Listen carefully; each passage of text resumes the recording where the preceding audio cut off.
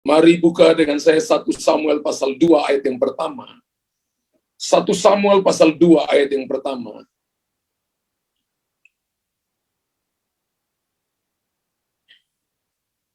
Satu Samuel pasal 2 ayat yang pertama.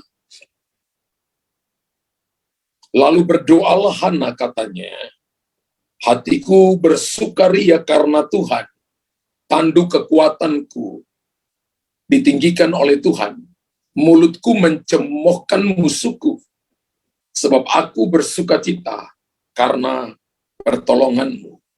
Bapak Ibu, perhatikan dalam 1 Samuel 2 ayat yang pertama, bicara cerita tentang Hana, dan Hana merupakan istri dari Elkana, ya.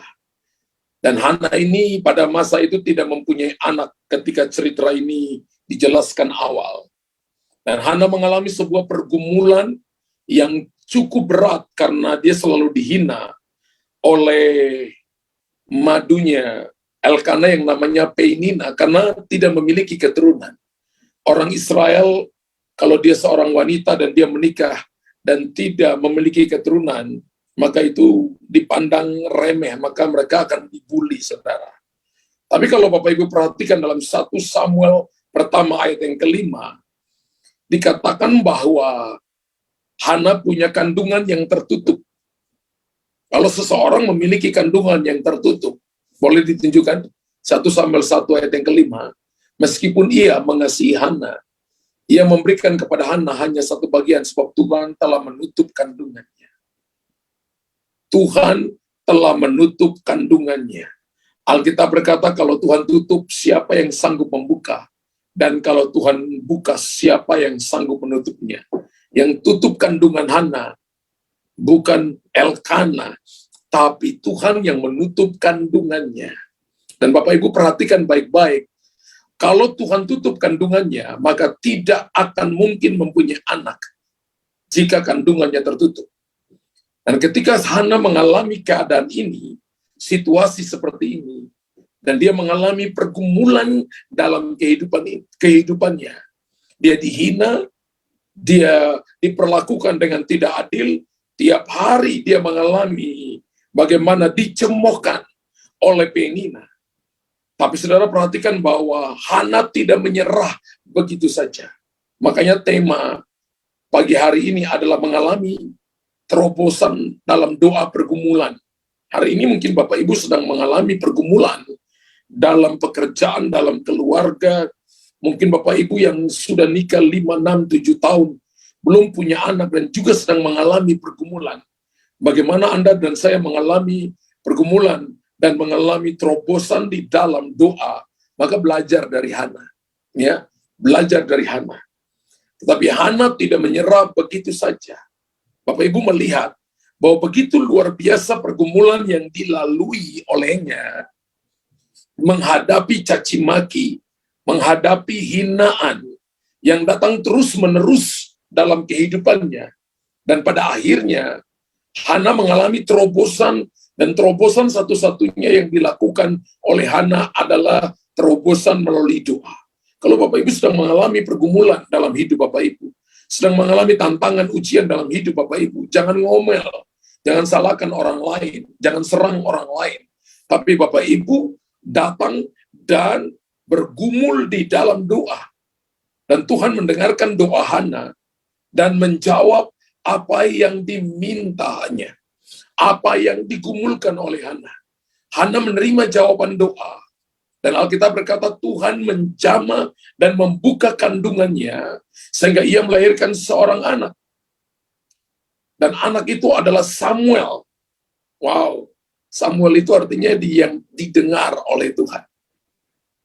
Dan dia adalah seorang nabi yang tidak membiarkan satu firman pun gugur yang dipakai oleh Tuhan dan mengurapi 2 raja Israel pertama, yaitu Saul dan mengurapi Raja Daud.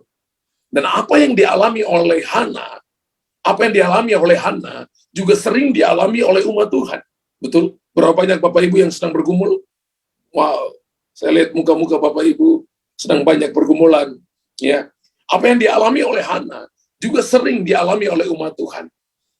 Hana mengalami kandungan yang tertutup, merupakan jalan atau pintu berkat yang tertutup mungkin bagi umat Tuhan. Ada pintu berkat yang tertutup, ada kesempatan yang tertutup, jalan yang tertutup. Itu sama dengan kandungan Hana yang tertutup. Segala cara atau segala upaya apapun yang dikerjakan tidak dapat membuahkan hasil. Hana sudah berusaha, tetapi oleh karena jalannya memang tertutup, bahkan orang memandang dia dengan sebelah mata. Mungkin orang memandang saudara dengan sebelah mata, bahkan menghina Bapak Ibu, bahkan tidak menganggap Bapak Ibu ada, mencibir Bapak Ibu, dan merendahkan Bapak Ibu. Hari ini Bapak Ibu akan mengalami terobosan di dalam pergumulan Bapak Ibu ketika Bapak Ibu berdoa. Kita sering melihat justru orang lain lebih diberkati dibandingkan dengan hidup kita sendiri. Kita melihat bahwa ketika kita ikut Tuhan sungguh-sungguh, rasanya orang lain yang tidak ikut Tuhan diberkati, rasanya orang lain semakin makmur, semakin diberkati pekerjaannya, bisnisnya. Daud pun pernah cemburu. Dia berkata begini, bahwa aku ditaruh di tempat-tempat yang licin, sedangkan orang yang tidak mengenal Allah, mereka semakin subur, mereka rasanya tidak datang sakit penyakit, tidak ada masalah pada mereka. Mereka seperti pohon yang terus bertumbuh dan menghasilkan buah. Daud pun pernah cemburu. Tapi ketika dia memperhatikan mereka dengan sungguh-sungguh, ternyata Alkitab berkata, jalan mereka menuju kepada kehancuran dan kebinasaan. Hari ini kalau pergumulan datang dalam hidup Bapak Ibu, maka bawa dalam doa. Ketika kita berada dalam kondisi seperti ini, yang kita butuhkan adalah terobosan di dalam doa kita. Apa yang kita lakukan setiap pagi ini adalah salah satu terobosan untuk Bapak Ibu melihat perkara-perkara hebat, perkara-perkara ajaib terjadi dalam pergumulan Bapak Ibu. Apa yang Hana lakukan sehingga dia dapat mengalami terobosan dalam doanya? Apa yang Hana lakukan? Kalau Bapak Ibu perhatikan ayat yang ke-11 dari 1 Samuel 1 ayat yang ke-11, Alkitab berkata, kemudian bernasarlah ia katanya, Tuhan semesta alam, jika sungguh-sungguh engkau memperhatikan sengsara hambamu ini. Hana sengsara karena diperlakukan dengan semena-mena, dan mengingat kepadaku dan tidak melupakan hambamu ini, tetapi memberikan kepada hambamu ini seorang anak laki-laki, maka aku akan memberikan dia kepada Tuhan untuk seumur hidupnya, dan pisau cukur tidak akan menyentuh kepalanya. Kalau Bapak Ibu baca ayat 11 ini, apa yang bisa kita simpulkan? Hal yang bisa saya simpulkan adalah penyerahan diri sepenuhnya kepada Tuhan. Hana mengharapkan anak yang datang, tapi ketika nanti anak itu diberikan kepadanya, dia mau serahkan kepada Tuhan untuk menjadi hambanya. Dia mau serahkan kepada Tuhan untuk Tuhan pakai seturut kehendaknya. Pisau cukur tidak akan menyentuh kepalanya. Hana bernasar kepada Tuhan. Hana mengadakan perjanjian dengan Tuhan. Bahkan Hana berjanji dia tidak akan menyerahkan. Hana berjanji dia akan menyerahkan anaknya kepada Tuhan. Bapak Ibu perhatikan baik-baik bahwa dia merindukan seorang anak, tapi dia juga akan menyerahkan anak itu kepada Tuhan. Dan janji ini benar-benar ditepati ketika doanya dijawab oleh Tuhan. Saudara dengar baik-baik dalam pengiringan kita kepada Tuhan. Tuhan ingin agar kita senantiasa berubah setiap saat. Amin. Berubah menuju kesempurnaan. Pencobaan yang datang yang diizinkan Tuhan, itu datang membuat kita semakin lebih dekat lagi kepada Tuhan. Ketika Bapak Ibu sedang bergumul dengan pekerjaanmu, dengan bisnismu, dengan keuanganmu, dengan keluargamu, ketika Tuhan pulihkan, ketika Tuhan jawab, Bapak Ibu harus serahkan kepada Tuhan. Bapak Ibu harus katakan bahwa semuanya ini datang daripada Tuhan. Dan jangan tepuk dada dan berkata itu karena saya. Selalu ada nilai kehidupan kita yang sedang dibentuk oleh Tuhan ketika kita sedang menghadapi suatu pencobaan. Amin. Alkitab katakan, serahkan seluruh hidupmu kepada Tuhan, percayalah kepadanya, maka ia akan bertindak. Ketika kita serahkan hidup kita kepada Tuhan, penyerahan diri sepenuhnya kepada Tuhan, maka Bapak Ibu akan melihat, akan ada tindakan Tuhan, akan ada perkara-perkara besar yang akan Tuhan nyatakan dalam kehidupan saudara. Dalam setiap persoalan, dalam setiap masalah, Tuhan ingin kita menyerahkan diri kita kepada Tuhan, supaya kita bertumbuh. Penyerahan anak yang pertama kepada Tuhan bukan suatu hal yang mudah bagi anak. Amin. Anak itu merupakan anak yang sangat ditunggu-tunggu untuk menghapuskan aib daripada apa yang diderita oleh Hana. Tapi saudara perhatikan baik-baik bahwa Hana belajar untuk menyerahkan yang paling berharga dalam hidupnya. Seperti Abraham mempersembahkan Ishak, demikianlah Hana mempersembahkan Samuel kepada Tuhan. Dan Hana tahu bahwa Tuhan ingin agar Hana menyerahkan segenap hidupnya bagi Tuhan. Ketika Bapak Ibu ada dalam pergumulan, ada dalam masalah, ada dalam ujian kehidupan, serahkan hidupmu sungguh-sungguh kepada Tuhan. Berdoalah sungguh-sungguh, cari Tuhan sungguh-sungguh. Datang dengan kerinduan kepada Tuhan. Jangan memperalat Tuhan untuk mendapatkan sesuatu. Dan ketika kita dapat jawaban, maka kita pergi jauh meninggalkan Tuhan. Jangan, saudara. Tuhan itu menyelidiki hati. Apa yang menjadi hal yang paling berharga bagi kita saat ini? Apa yang masih belum kita lepaskan pada saat ini? Apa yang masih menyebabkan Tuhan hanya menjadi nomor 2 dalam hidup kita? Itu harus menjadi pertanyaan yang perlu kita jawab. Apa yang membuat kita masih belum bisa memprioritaskan Tuhan dalam hidup kita? Itu yang harus kita luruskan, saudara. Cara satu-satunya adalah menaruh hidup kita sepenuhnya 100% ke dalam tangan Tuhan. Tuhan ingin penyerahan diri kita seutuhnya kepada Tuhan. Dan di saat kita mau menyerahkan diri sepenuhnya, kita akan menerima terobosan doa dalam hidup kita, sebagaimana yang dialami oleh Hana. Bapak Ibu, Hana tidak akan tahu, dia tidak menyadari bahwa ketika dia serahkan Samuel, dia akan punya 5 anak lagi. Wow. Jadi dari seorang yang mandul, punya 6 anak. Ketika dia serahkan yang paling terbaik, yang selama ini harusnya dia pegang sungguh-sungguh, karena itu menghapus aibnya. Tapi ketika dia serahkan kepada Tuhan, dia punya 5 anak lagi. Jadi Samuel itu punya 5 adik di bawah dia. Wow. Tuhan itu tidak berhutang apapun bagi saudara. Dia selalu memberikan yang terbaik kepada Anda. Ketika Bapak Ibu menyerahkan seluruh hidupmu kepada Tuhan. Penyerahan diri kita kepada Tuhan bukan berarti jadi kekurangan. Penyerahan diri kepada kita bukan berarti pembagian. Penyerahan diri kepada Tuhan. Matematika Tuhan itu kalau ada minus, maka ada pertambahan. Kalau ada kurang, maka akan ada pertambahan. Kalau ada pembagian, maka akan ada perkalian. Itu matematikanya Tuhan. Jangan hitung-hitungan dengan Tuhan. Untuk Tuhan kita perlu boros. Amin. Bapak Ibu tulis di kolom komentar. Untuk Tuhan kita perlu boros. Penyerahan dirimu kepada Tuhan akan membuat Tuhan akan memberikan kepada saudara lebih daripada apa yang Anda harapkan. Hana cuma minta 1, Tuhan berikan 6 kepada dia. Jadi Hana punya 6 anak. Sesuatu yang luar biasa. Hal yang kedua yang kita belajar adalah melatih diri beribadah kepada Tuhan. 1 Samuel 1 ayat 19 berkata begini, keesokan harinya bangunlah mereka itu pagi-pagi, lalu sujud menyembah di hadapan Tuhan. Wow, bangun pagi-pagi seperti kita ini bangun pagi-pagi.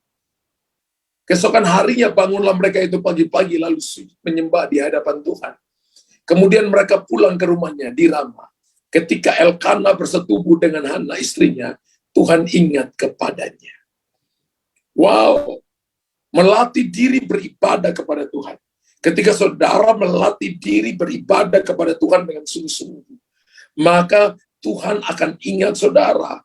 Tuhan akan jawab saudara. Tuhan akan pimpin Anda. Tuhan akan terobos pintu gerbang yang selama ini menutup di depan saudara. Hana dengan tekun memelihara ibadahnya dengan Tuhan. Sekalipun dia mengalami keadaan yang tidak mengenakan bagi dia. Dia bangun pagi-pagi bersama keluarganya dan sujud menyembah di hadapan Tuhan. Seperti kita pagi-pagi, bangun pagi-pagi dan sujud menyembah di hadapan Tuhan. Dan Tuhan mengingat Hana. Setahun kemudian, Hana mengandung dan melahirkan seorang anak laki-laki. Kalau Bapak Ibu perhatikan ayat yang ke-20, Alkitab berkata, dari 1 Samuel 1 ayat ke-20 berkata begini. 1 Samuel 1 ayat 20. Tuhan mengingat Hana, maka setahun kemudian mengandunglah Hana dan melahirkan seorang anak laki-laki. Ia menamai anak itu Samuel, sebab katanya, aku telah meminta daripada Tuhan. Samuel itu artinya meminta daripada Tuhan. Haleluya. Alkitab berkata begini, Samuel lahir karena pergumulan daripada seorang istri yang bergumul dengan Tuhan. Melahirkan seorang nabi yang dipakai oleh Tuhan. Kalau Bapak Ibu ingin melihat perkara-perkara hebat terjadi dalam hidup saudara, terutama dalam keluarga, maka bergumul, berdoa dengan Tuhan. Melatih diri beribadah kepada Tuhan. Maka kita akan melahirkan para nabi-nabi. Kita akan melahirkan orang-orang yang diurapi oleh Tuhan. Kita akan melahirkan orang-orang yang sukses. Kita akan melahirkan orang-orang yang akan diurapi, yang akan membawa terobosan, yang menghapuskan aib, memberikan kekuatan kepada kita. 1 Timotius pasal 4 ayat yang ke-8. Latihan badani terbatas gunanya, tetapi ibadah itu berguna dalam segala hal karena mengandung janji, baik untuk hidup ini maupun untuk hidup yang akan datang.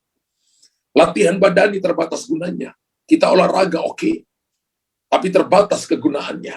Tapi ketika kita latih rohani kita, latih jiwa kita, latih tubuh kita untuk mau terus beribadah, maka kegunaannya itu kekal.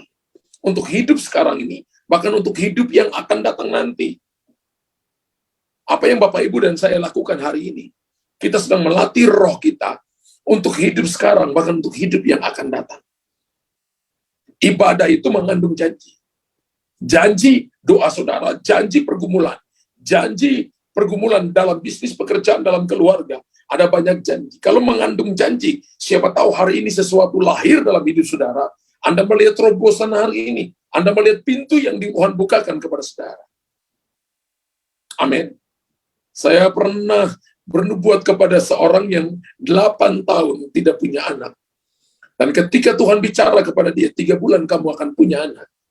Satu waktu saya dengan istri saya ingat waktu itu pelayanan ke Surabaya. Lalu dia datang kepada saya dan dia katakan, Pastor, teringat saya. Saya bilang, saya lupa. Dia katakan, waktu itu pastor bernubuat untuk saya, bahwa kamu akan punya anak 3 bulan lagi. Dan pastor nggak tahu bahwa saya sudah bergumul 8 tahun untuk saya memiliki anak. Dan ketika pastor bernubuat, saya percaya itu. Jalan 2 bulan dari nubuatan ketika pastor ngomong kepada saya, maka saya hamil. Dan ketika saya datang, dia sudah mengandung 8 bulan. Bapak Ibu tahu, dia nggak punya 1 anak. Dia sekarang udah punya 2 anak. Menunggu 8 tahun. Sekarang bukan cuma punya 1 anak, punya 2 anak. Haleluya. Saya ingat sekali ketika saya masuk pertama kali ke Makassar 2005, dari Denpasar. Yang jemput saya itu supir gereja. Kemudian ngomong-ngomong dengan saya, dia katakan begini, Pak Pendeta, saya sudah nikah dengan istri saya. Sudah 10 tahun atau 11 tahun, saya lupa. Dan kami belum punya anak. Saya katakan begini, besok dalam minggu ini kamu ajak istrimu datang ke sekretariat, saya doa untuk kalian. Dan ketika datang, Tuhan bilang kepada mereka begini, mereka akan punya anak laki-laki.